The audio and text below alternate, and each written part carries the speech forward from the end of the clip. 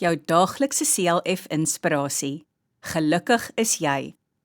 Geseënd is die wat weet hoe afhanklik hulle van God is, want aan hulle behoort die koninkryk van die hemel. Matteus 5 vers 3. Jesus het baie mooi dinge gedoen toe hy op aarde was. Hy het baie mense gesond gemaak en die mense van God vertel. Mense het van ver af na hom gekom om sy boodskap te hoor.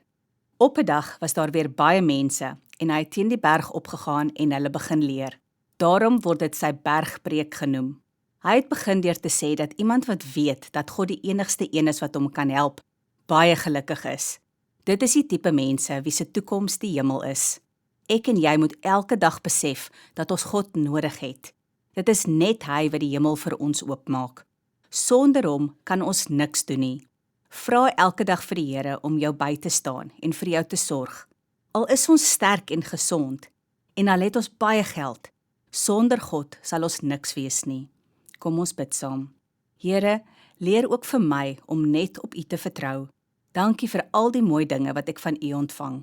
Amen.